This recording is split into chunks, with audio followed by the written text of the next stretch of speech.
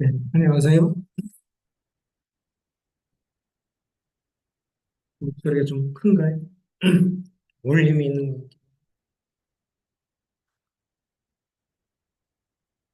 음, 먼저 교회적으로 우리가 장로를 세우는 걸 위해서 기도했고, 또 성도님들한테 신임도 묻고 그런 문제에 대해서 먼저 말씀 전하기 전에 좀 교제를 좀 하고 진행을 하도록 하겠습니다.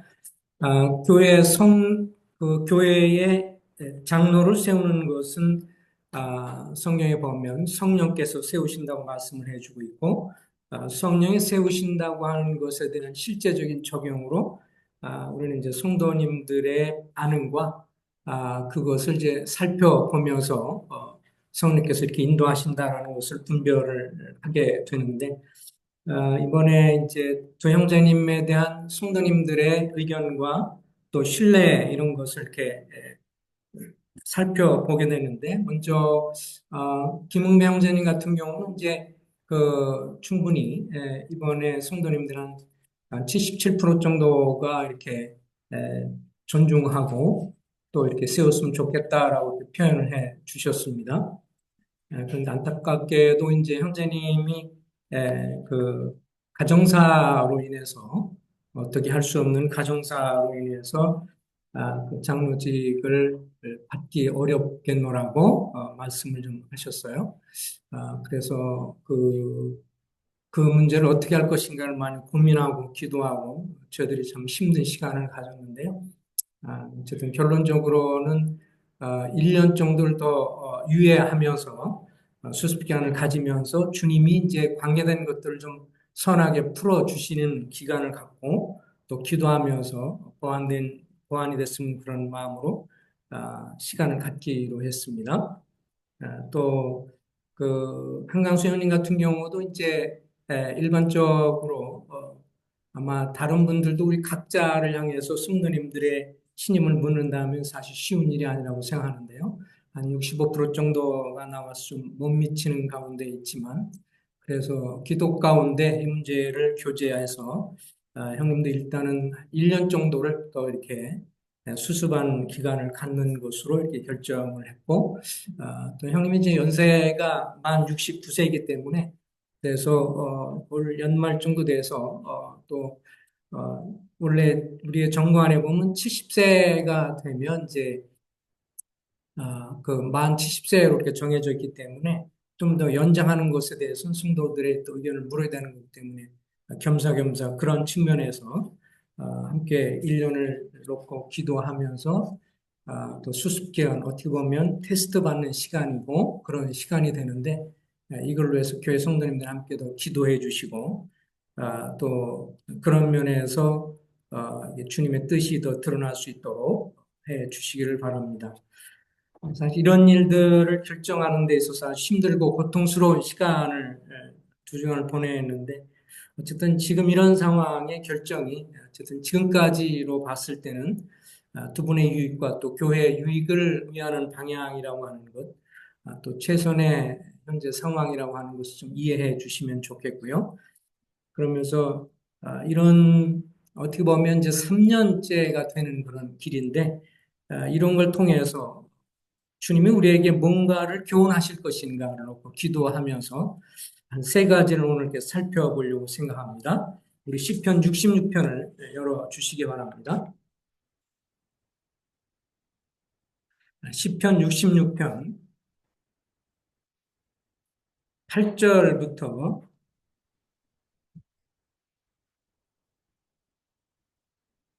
시편 66편 8절에서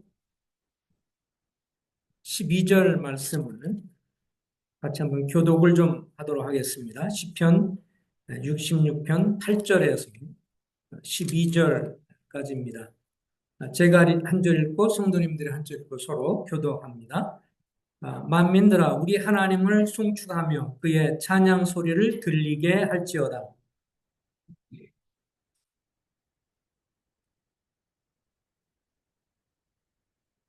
하나님이여 주께서 우리를 시험하시되 우리를 단련하시는 은을 단련함 같이 하셨으며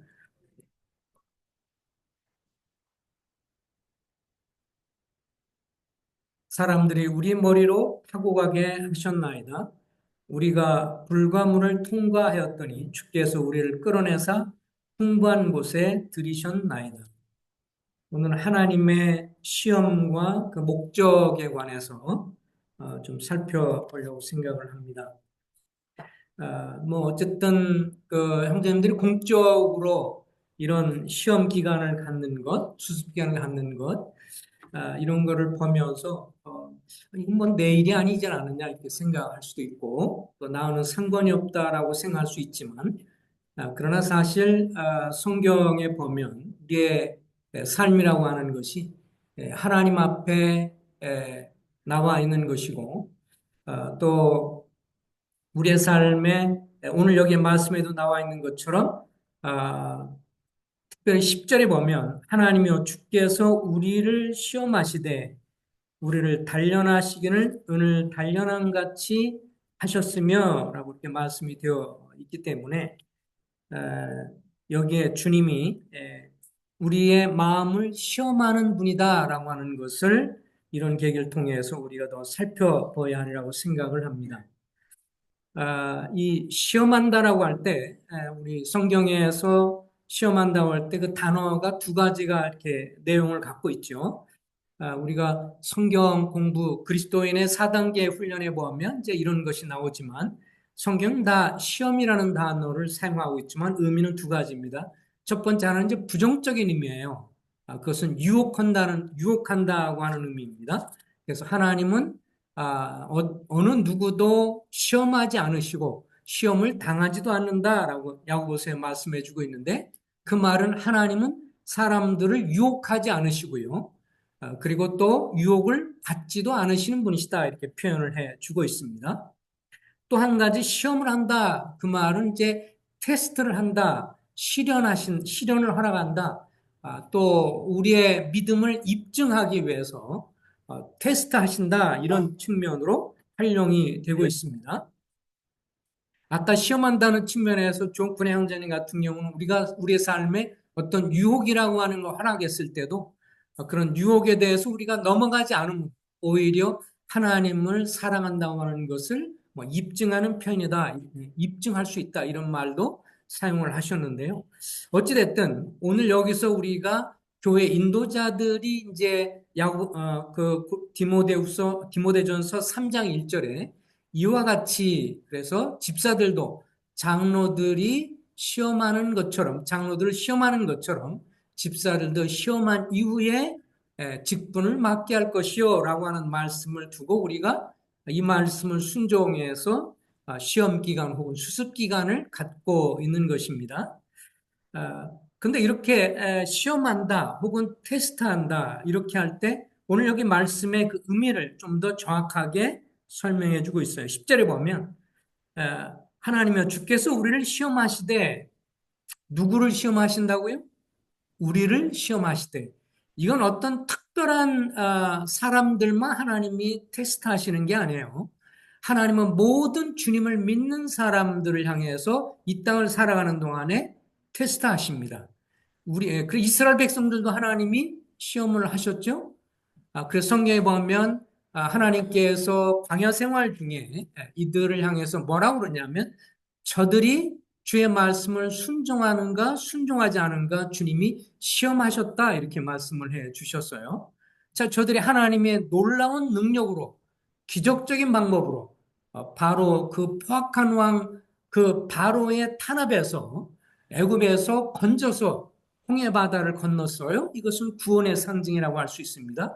그 이후에 이들이 가나안 땅에 승리하는 삶을 계속 살아가는 그런 성숙한 삶으로 인도하는 데까지 있어서 하나님은 계속해서 이스라엘 백성들을 주의 말씀에 순종하는지 여부를 계속 주님이 시험하셨다, 테스트하셨다라고 말씀하셨어요.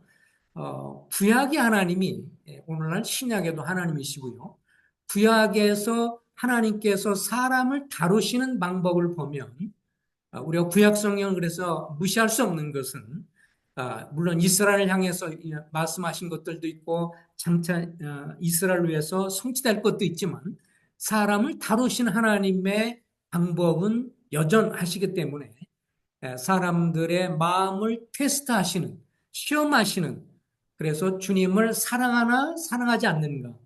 그냥 마치 이제 이런 거와 마찬가지죠. 부모들도 자식을 이렇게 보면서 정말 사랑하나 안 사랑하는가. 이 마음이 있잖아요. 그죠? 따로 뭔가 선물을 주고 돈을 주고 뭐 물질 도와주고 그러면 좋아하고 그러지 않으면 그렇지 않는지 아니면 그것과 상관없이 부모를 향해서 존중하고 효도하는 마음이 있는지 부모도 그것을 헤아리고 있는 거죠. 하나님도 그보다 더 하나님은 선한 뜻을 위해서 우리 마음이 그 다른 것에 더 미혹당하는 것을 주님 원하지 않기 때문에 우리의 마음을 시험을 하십니다. 그래서 하나님이여 주께서 우리를 시험하시되 우리를 단련하시기를 은을 단련한 같이 하셨으며라고 했습니다. 여기서 이 시험한다는 단어가 그래서 원래 어디서 쓰냐면 그 뜨거운 도간이라고 하죠. 아주 뜨거운 그 풀무불이라고도 하고 거기에다가 뜨거운 불로 인해서 이제 금이나 은 같은 걸 이렇게 불에 넣었을 때 그것으로 인해서 그 안에 불순물이 있으면 제거가 되는 것을 볼 수가 있죠. 그래서 우리가 이제 뭐 금도 몇 K냐, 14K냐, 아니 순도냐, 뭐 순도라고 완전하게 그 정금이라고 말하기도 어렵죠. 그래서 그걸 보통 99점 몇 프로 이렇게까지 하는데 그 안에 불순물을 다 제거하는 것이 이제 그만큼 순금이 되는 건데 얼마만큼 뜨거운 불에 들어갔다가 나왔느냐에 따라서 한 번 했느냐, 10번 했느냐, 몇 번 했느냐에 따라서 그 안에 불순물이 얼만큼 제거가 됐느냐, 제거가 되지 않았느냐라고 하는 것을 따져서 많이 될수록 그것은 정금 같고 많이 될수록 순수한 은이 되는 것이죠. 그래서 오늘 여기 보면 하나님이여 주께서 우리를 시험하시되 우리를 단련하시기를 불 속에다 넣다가 뺐다가 어려운 시기에 고통의 순간에 집어넣다 뺐다. 우리 마음에 내가 좋아하고 내가 갈망하고 내 육신이 소원하고 내가 욕심으로 생겨서 들어가는데 주님이 그 욕심으로 나가는 것을 막으시고 합당하지 않다고 말씀하실 때 그것을 거절하고 그것을 끊어내는 그것은 정말 고통스러운 일이에요. 우상을 섬긴다라고 할 때 하나님이 아닌 우상을 섬기는 것도 이스라엘 백성들이 그렇게 시험을 받으면서 많은 실패를 했죠. 가나안 땅에 들어갔지만 가나안 땅에 들어가 보니까 애굽 사람들이 너무도 우상을 많이 섬기는 것 아니 가나안 족속들이 너무 많은 우상을 섬기는 거예요. 보이는 신을 만들어 놓고 거기에 절하고 축복을 빌고 이런 것들을 보게 되었고 그게 이스라엘 백성들도 이제 광야 생활할 때는 모세 인도하에서 그리고 늘 그때그때마다 성막이 있었고 성막 위에 우리가 잘 아는 것처럼 불기둥 그리고 구름기둥으로 주님의 인도하심을 보여서 눈으로는 보이지 않아도 하나님의 인도하심을 볼 수가 있었습니다. 그래서 성막이 움직이면 그것이 낮이 됐건 밤이 됐건 성막에 있는 구름이 움직이고 낮에 이제 구름이 있고 밤에 불기둥이 있어서 그것이 움직이면 그들이 다 텐트를 정리해 가지고 따라서 가는 것이었어요. 그래서 결국은 그들의 불순종으로 40년간 광야 생활하다 결국은 이제 가나안 땅에 들어가는데 그때 들어가서는 한 군데다 놓고 정착이 됐죠. 더 이상 그렇게 왔다 갔다 성막이 하지 않았고 이제 결국은 나중에 솔로몬이 이제 성전을 세우기도 했지만 근데 상대적으로 보니까 가나안 족속 사람들은 눈에 보이는 신이에요. 그때 이렇게 기도하면서 눈에 보이는 신한테 기도하면서 해달라고 그러고 그러면 어쨌든 뭐 제가 이제 태국에 있으면서도 그랬지만 이 불상을 집집마다 갖고 있단 말이죠. 그 집이 좀 집을 짓는다든지 그러면 항상 불상을 만들어 놓고요. 그리고 집에다가 방에다가 딱 이렇게 불상을 만들어 놓고 있어요. 물어보면 뭐라 그러냐면 그 안에 마음이 평안하대요. 불상 앞에 있으면. 자기가 하고 싶은 넋두리 다 하고 뭐 자기가 이게 힘들고 저게 힘들어요 어쩌고 그러면서 넋두리 다 하고 다 하고 난 다음에 문을 닫고 나오면 내 인생을 간섭은 하진 않지만 자기 어려움을 그냥 호소하고 그리고 문을 열고 들어가면 늘 보이잖아요. 이스라엘 백성들도 동일한 유혹을 받았습니다. 하나님 눈에 보이지 않으니까. 하나님이 눈에 보이지 않으니까 보이는 우상 섬기는 것이 더 좋죠. 그런데 하나님이 뭐라 그랬어요? 우상을 섬기지 말라고 그랬어요. 그리고 보이는 신을 따르는 것은 결국 하나님의 말씀과 뜻을 따르기보다 자기의 욕심과 탐욕을 따르는 것이니 우상을 섬기지 말라라고 주님 말씀을 하시는 거죠.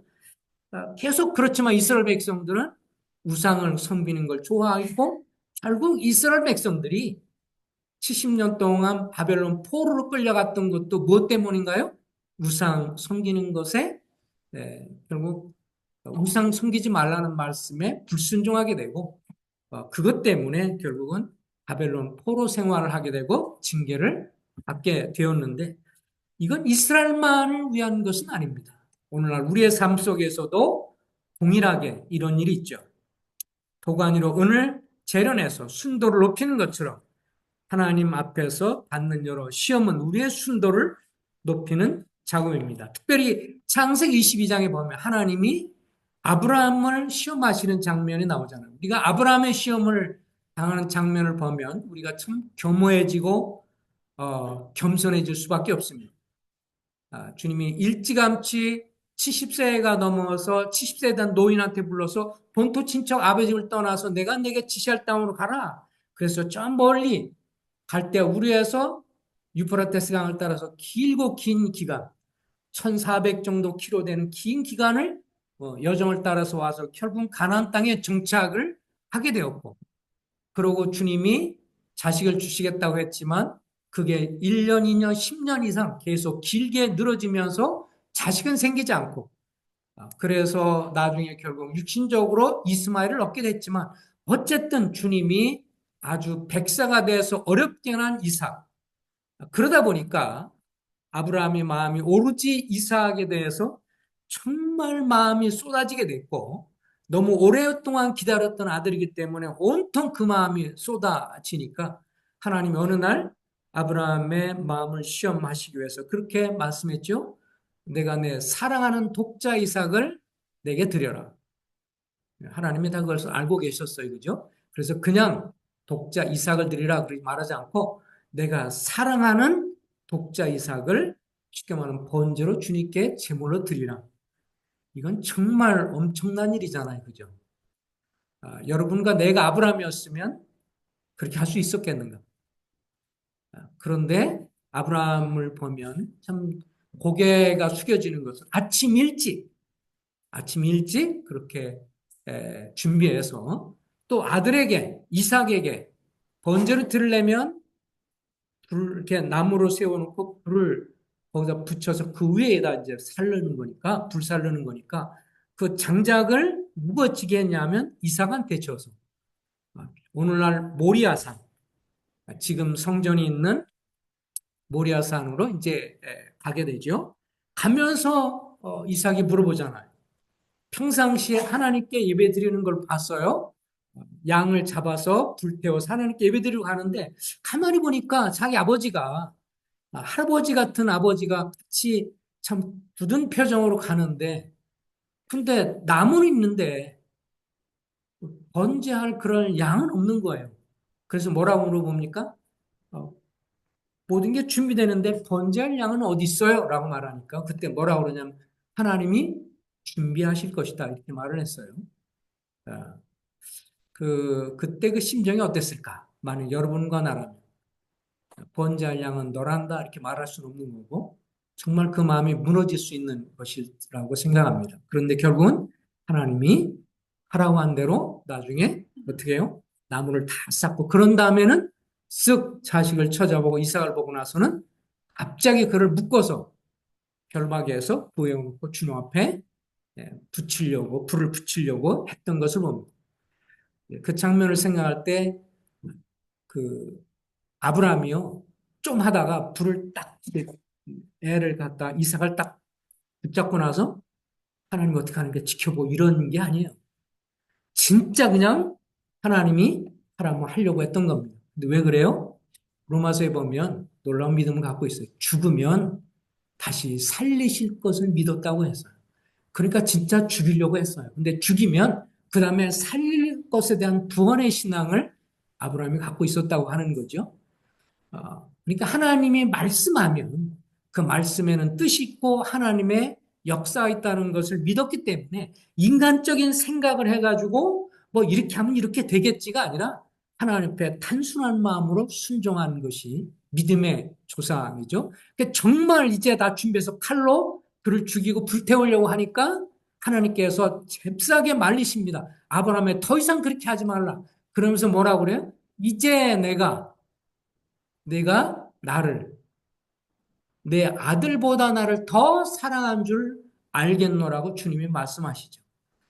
오늘날 이보다 더 큰 시험은 없는 것 같습니다. 우리의 삶에 가장 사랑하는 부모에게 있어서 더구나 하나밖에 없는 자식, 그 자식을 죽여서 제물로 드려라. 인간적으로는 이건 욕을 얻어먹을 만한 것이고, 그저 그런 신이 어디 있냐고 그러고, 뭐 이건 말도 안 된다고 그러고, 여러 가지로 말할 수 있는 그런 충분한 변명거리가 있음에도 불구하고, 그 하나님 앞에 순종했기 때문에 주님이 그를 지극히 높이셨고, 모든 사람 위에 믿음의 조상으로 세우는 것을 보게 되어지는데, 핵심은 하나님이 아브라함을 시험했던 것처럼 우리의 마음도 그 정도 수준은 아니고 우리에게 하나밖에 없는 자식을 바치라고 말씀하지는 않았지만 우리의 마음을 지금도 시험하시는 분이십니다.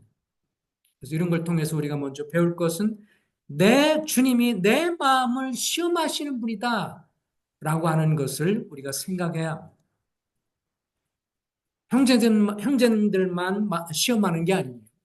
여러분과 나도 동일하게 시험하시는 분이에요. 여러분들 그 자리에 있으면 동일한 시험을 받는 게 얼마나 힘들고 마음에 고생스럽고 하는 것인지 당해보시지 않으면 잘 모를 겁니다.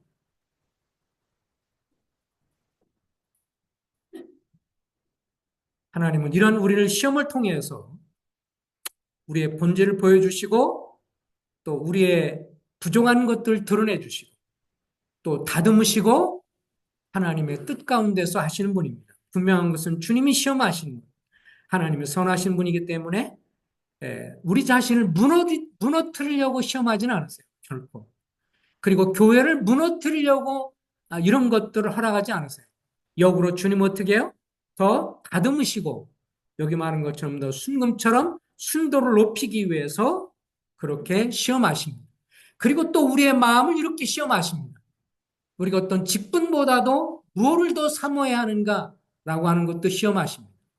장로의 자리를 우리가 좋아하는 것이 아니고 사모하는 것이 아니라 장로로 섬기는 그 일을 사모해야 된다고 하는 것도 우리에게 교훈해 주십니다.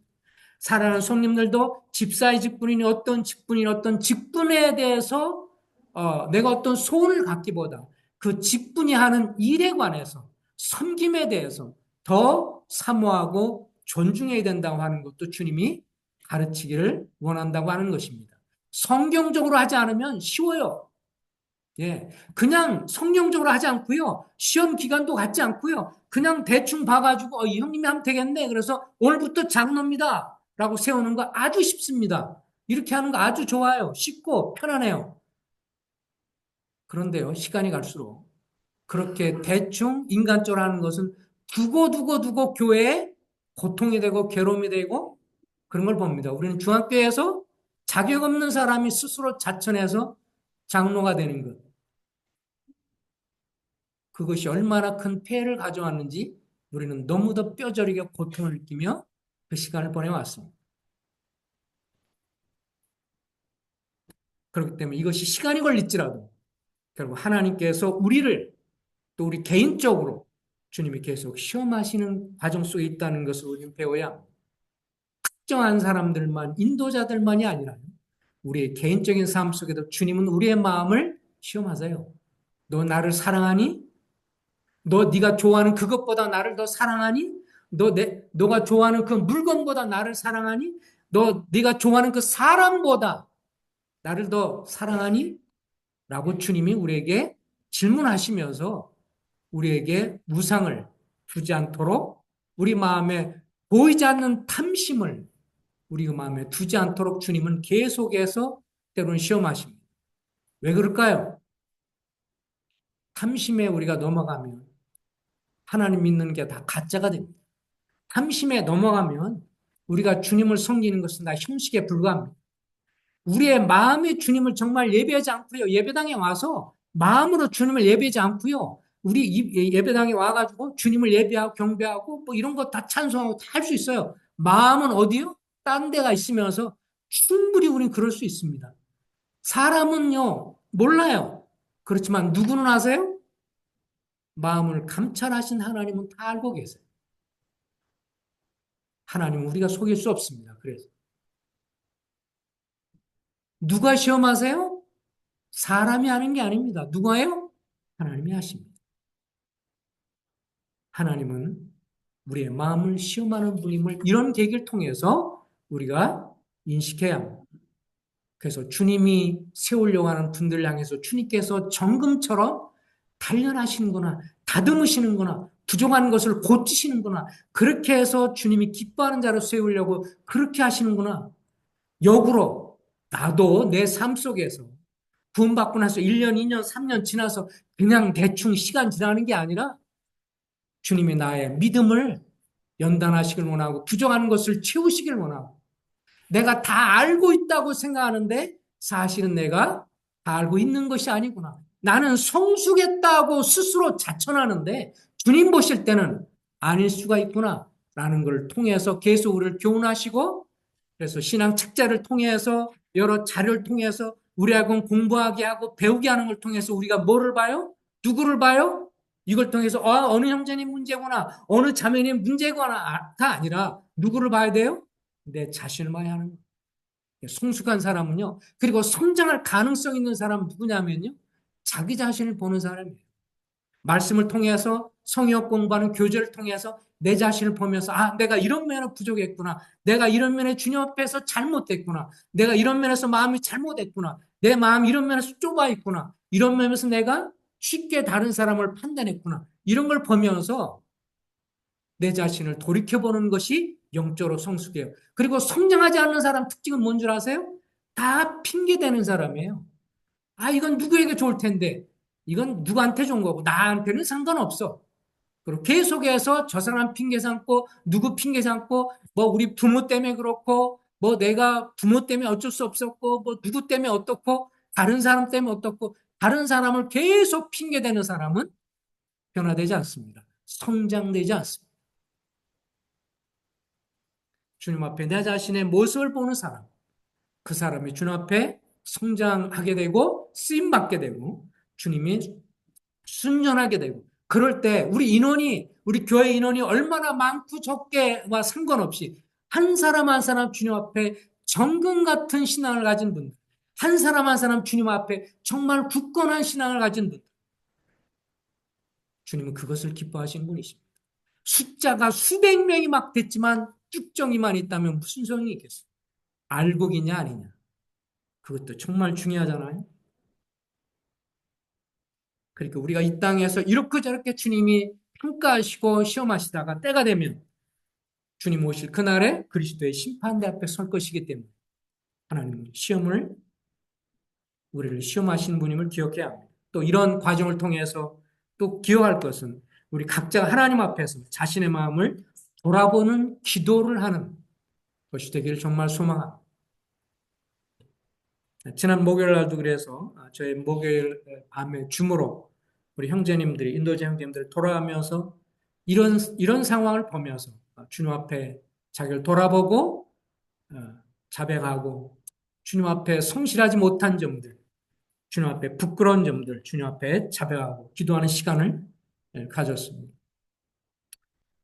바라기는 우리 성도님들도 다 이런 면에서 함께 같은 마음으로 기도하면 좋겠습니다. 우리가 기도했던 것이 시편 107편 말씀인데요. 우리 107편의 말씀을 보겠습니다.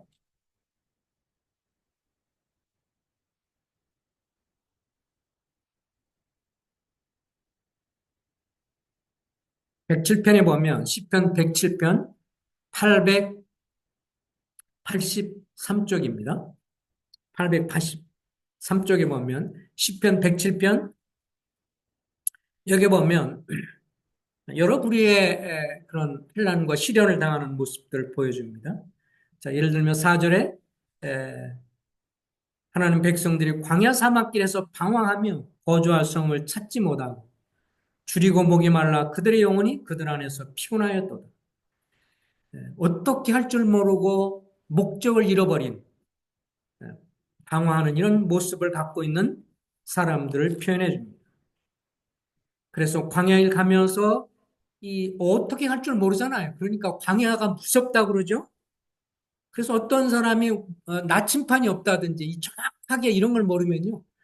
이게 무서운 게 계속해서 각인장 열심히 가는데 사람이 그렇다고 그래요. 나중에 가다 보면 한 2, 3일 지나면 다시 원래 있던 자리로 다시 돌아옵니다. 그래서 그런 모습 보고 절망한다고 그래요. 예, 나침판이 없으면요. 그런 것들이 없는 어떤 방향에 대한 감각이 없기 때문에 지금 우리의 삶에서 나침반이 없고 방황하는 것처럼 주님의 말씀으로 인한 지표가 없을 때 우리가 그럴 수 있습니다. 10절 이에 그들이 근심 중에 여호와께 부르짖으며 근심 중에 여호와께 부르짖었다라고 했습니다. 10절에 보면요. 사람이 흑암과 사망의 그늘에 앉으며 곤고와 쇠사슬에 매이며 아마도 이 사람은 주님 앞에 죄를 범함으로 주님 앞에 자기가 뿌린 씨앗으로 인해서 얽혀지고 아주 고통당하는 모습을 보여주는 것 같습니다. 11절 하나님의 말씀을 거역하며 지존자의 뜻을 멸시했기 때문에 정말 흑암이고 깜깜하고 사망의 그늘 죽음의 상황에 처해 있는 것처럼 고통스러운 가운데 있었던 것 같습니다. 그래서 12절 그러므로 그가 고통을 주어 그들의 마음을 겸손하게 하셨으니 그들이 엎드러져도 돕는 자가 없었도다. 자, 13절 다 같이 읽어볼까요? 13절 시작. 이에 그들이 그 환난 중에 여호와께 부르짖으매 그들의 고통에서 구원하시되 예, 환난 당할 때 이런 환난 중에 자기가 잘못했지만 환난 중에서 여호와께 어떻게 했다고요? 부르짖었다라고 말씀해 주고 있어요. 부르짖었다. 또 23절에 보니까 배들을 바다에 띄우며 큰 물에서 일을 하는 자는 아마 어업을 하는 것 같아요. 고기잡이 어부가 일을 하면서 이제 일을 하는데 25절 여호와께서 명령하신 즉 광풍이 일어나 바다 물결을 일으키는도다. 그래서 이 고기 잡는 일을 하는 것과 연관해서 많은 경우에 사역의 길로 이렇게 많이 이야기들을 하십니다. 사역의 길을 하면서 광풍이 일어나고 정말 그래서 26절에 보면 그들이 하늘로 솟구쳤다. 이게 조그만 배가 있는데 파도가 너무 세니까 쭉 올라가다가 또 밑으로 떨어지는 것을 보여주죠. 또 하늘로 솟구쳤다가 깊은 곳으로 내려가나니 그 위험 때문에 그들의 영혼이 녹는도다. 그들이 이리저리 구르며 취한 자같이 비틀거리며 막 배가 뒤집혀려고 그러니까 사람들 이리 쏠리고 저리 쏠리고 이건 정말 죽을 노릇이죠. 이에 28절 다 같이 읽겠습니다. 시작.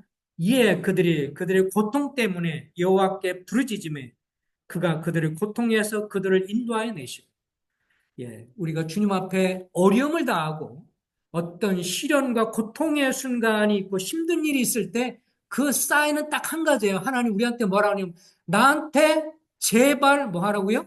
부르짖어라. 제발 나한테 기도해라. 라고 하는 거예요. 사람한테 가서 어떻게 하면 좋을까요? 이거 어떻게 할까요?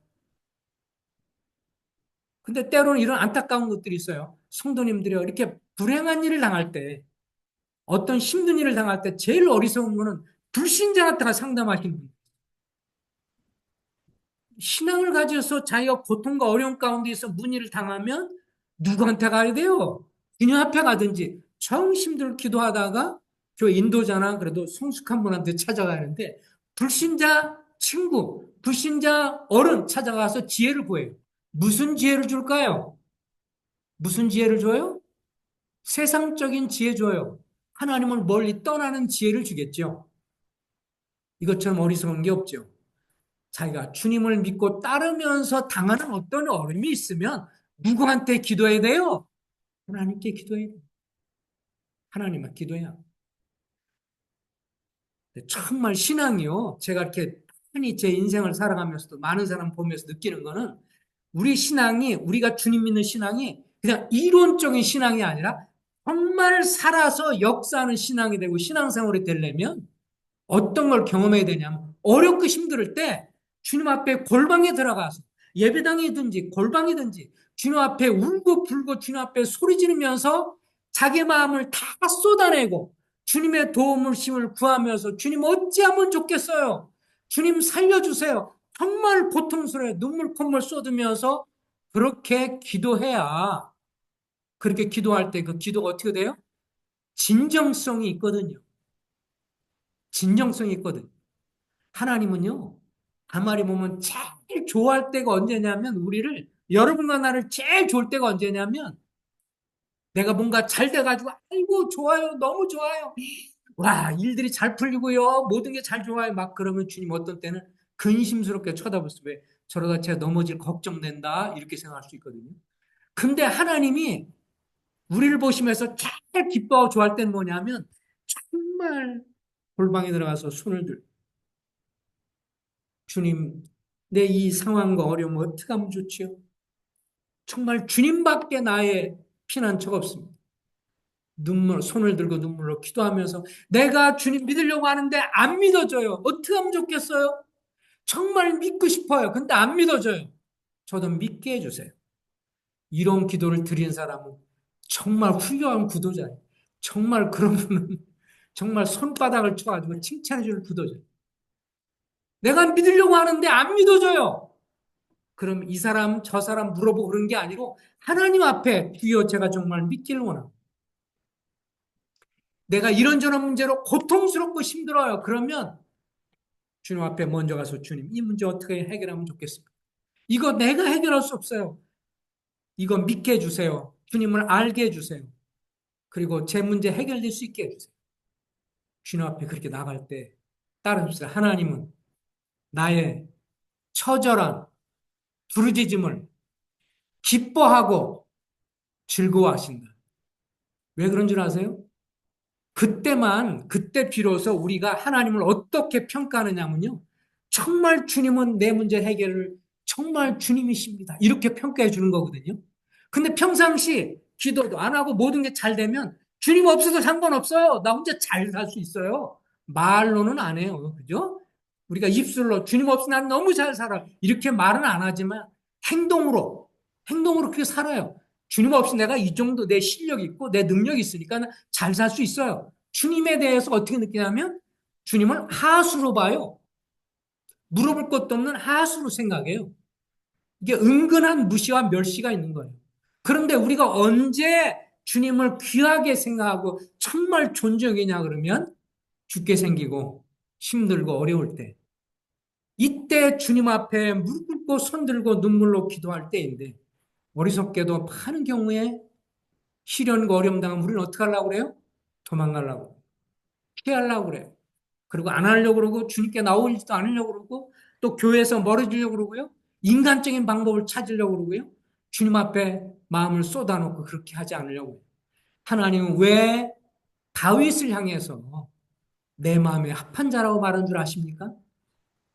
그 이번에도 이렇게 보니까 그 누가 그렇게 표현을 했어요. 사울 왕이랑 그 그리스도인의 생활에 대한 실제적인 생활에 그 보면 종훈의 형제님이 이제 이렇게 분별한 것 중에서 아주 좀 특이한 재미있는 걸 보게 되는데 이렇게 표현했어요.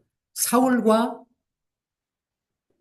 다윗을 평가하면서 오늘날 사울과 다윗을 현대인의 법정에 세우면 누가 지탄을 받고 누가 큰 죄인으로 드러날 것이냐. 자, 누가 그러겠어요? 다윗 죄를 한번 추궁해 보면 뭐예요? 간음죄 졌죠? 그리고 그 밧세바 남편을 멀리 갖다 느껴서 살인 교사죄를 졌죠? 그러면 오늘날로 하면요.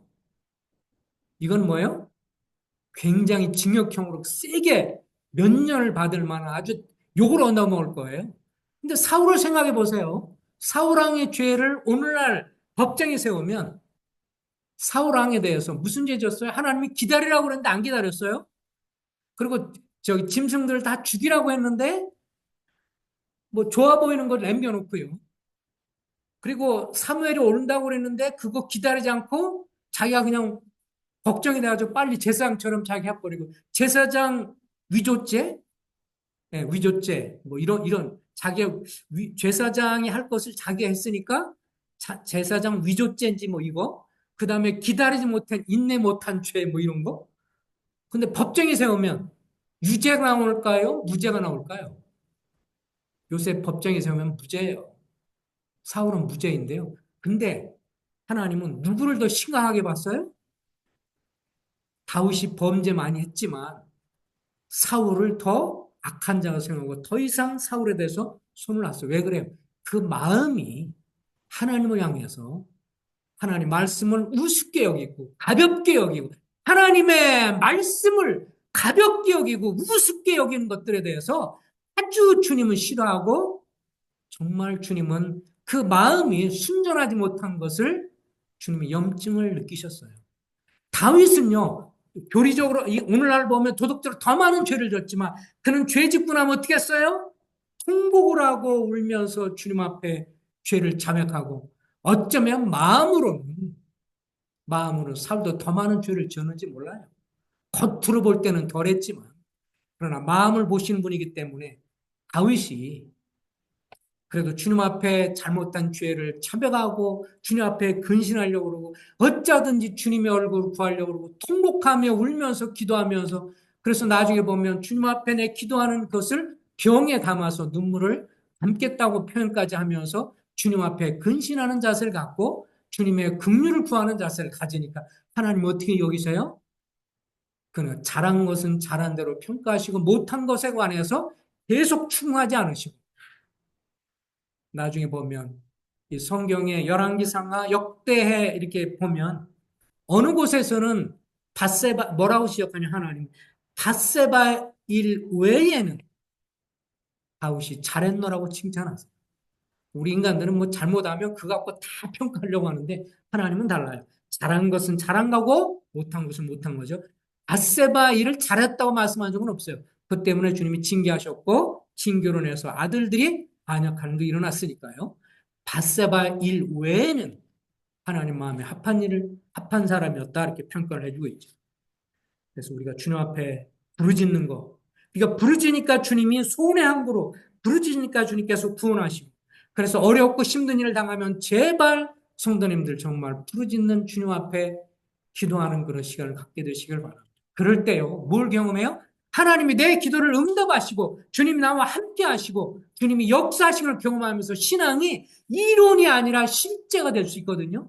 근데 그냥 책만 읽고 그냥 교회 생활만 하고 그냥 특별하게 뭐 그런 주님 앞에 기도하고 이런 거 없이 1년, 2년, 10년 되면 신앙이요. 굉장히 가벼워요. 깊이가 없어요. 왜 그런 줄 아세요? 주님 앞에 마음을 쏟아서 한 것이 없습니다.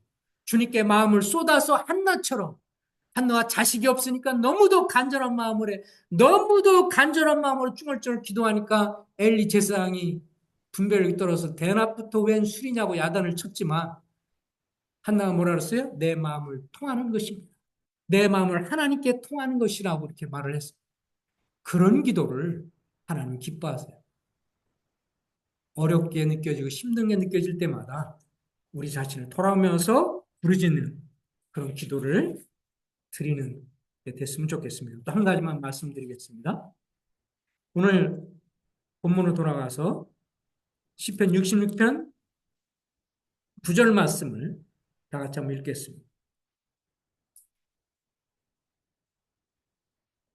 시편 66편 9절입니다. 다 같이 읽겠습니다. 시작. 그는 우리 영혼을 살려두시고 우리의 실족함을 허락지 아니하시는 주로다. 주님을 섬기다. 세 번째. 첫 번째는 하나님 우리 마음을 테스트하신다. 시험하시는 분임을 기억하자. 두 번째. 각자가 하나님 앞에서 마음에 부르짖고 주님께 기도하자는 거. 세 번째. 주님을 섬기다가 예기치 못한 환란으로 실족하지 말자. 여기 보면 하나님 뭐라고 그러냐면 하나님이여 주께서 우리를 시험하시되 그 다음에 9절 그는 우리 영혼을 살려두시고 우리의 실족함을 허락지 아니하는 주시로다. 실족한다는 것은 뭐냐면 돌에 넘어져서 말 그대로 실족하는 건 발을 헛디뎌서 넘어지는 거죠. 돌에 걸려서 넘어진다는 뜻이에요. 영적으로 크게 침체하는 것을 말합니다. 하나님은요, 우리가 주님을 섬겨가다가 내게 당한 어떤 일들 때문에 내가 크게 영적으로 넘어지고 실종하는 것을 기뻐하지 않으십니다.